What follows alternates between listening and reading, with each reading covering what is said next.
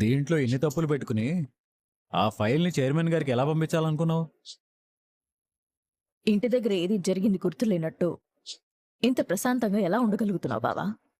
గుర్తుపెట్టుకుని ఏమీ చేయలేనప్పుడు పోనీ వదిలేయటమే మంచిది. యూర్ రైట్ బావా. నేను నీలాగే ఉండడానికి ట్రై చేస్తాను.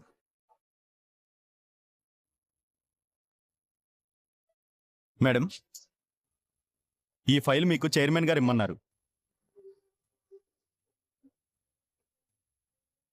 మీతోనే చెప్పాను మేడం, అది కూడా తెలుగులోనే చెప్పాను. మీకు 160కి 60కి తేడా తెలియదని నాకేం తెలుసు? మీరు ఇది చదివిన వెంటనే దీని మీద మీ అభిప్రాయం చెప్పండి. ఇదంతా ఇంగ్లీష్లో ఉంది, కొంచెం చదివి చెప్పు.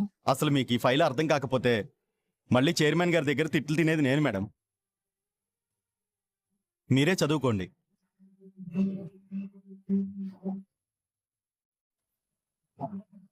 వెళ్ళడానికి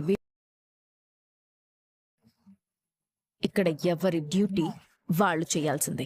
ఆ మేనేజరు ఆ మేనేజర్ మీద మీకు నమ్మకం లేక అలాగని తను తప్పు చేశాడని మీరు ప్రూవ్ చేయగలరా? ఇంటి దొంగని ఈశ్వరుడైనా పట్టుకోలేడు అంటారు కానీ నేను పట్టుకున్నాను మేడం. ఎవరు మనుషులో, ఎవరి కోసం ఎవరు పనిచేస్తున్నారో నాకు తెలుసు. అయితే బయట పెట్టు. చీకటి పడగానే తప్పు చేసే వాళ్ళకి ధైర్యం పెరుగుతుందంట.